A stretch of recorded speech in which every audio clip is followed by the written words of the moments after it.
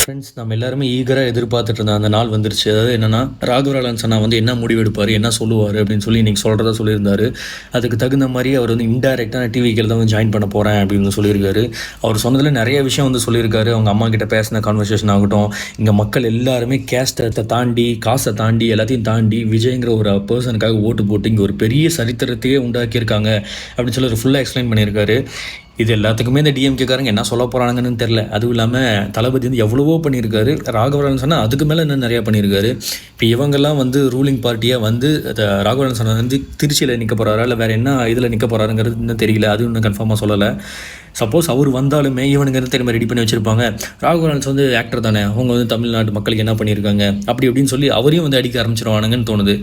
நீங்கள் என்ன தான் அடிக்க ஆரம்பித்தாலும் அவங்க ராகவா லாரன்ஸ் அண்ணா என்னென்ன பண்ணியிருக்காங்கன்னு தமிழ்நாடு மக்களுக்கு தெரியும். விஜய் அண்ணா எவ்வளோ பண்ணியிருக்காங்கன்னு தமிழ்நாடு மக்களுக்கு தெரியும்.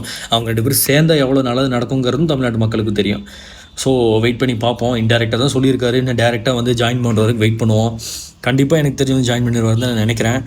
அவர் ஓப்பனாக வந்து சொல்லியிருக்காரு. நீங்கள் வந்து கமெண்ட் செக்ஷன் வந்து சொல்லுங்கள், நான் வந்து அரசியலுக்கு வரலாமா வேணாமான்னு சொல்லி நீங்கள் சொல்லுங்கள், என்னோடய ஃபேன்ஸாக நீங்கள் சொல்லுங்கள் அப்படின்னு சொல்லி வந்து கேட்டிருக்காரு.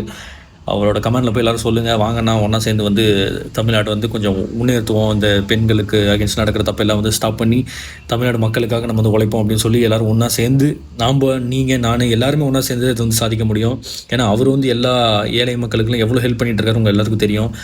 அவர் மட்டுமே பண்ணாலும் எல்லாருக்குமே ஹெல்ப் பண்ணிட முடியாது. நம்ம எல்லாருமே சேர்ந்து பண்ணால் தான் கண்டிப்பாக ஒரு நல்ல தமிழ்நாடு வந்து கொண்டு வர முடியும். பார்ப்போம் என்ன தான் நடக்குதுன்னு சொல்லி வெயிட் பண்ணி பார்ப்போம். இந்த ஒரு நல்ல முடிவை வந்து அவர் எடுப்பார்னு நினைக்கிறேன். பார்ப்போம்.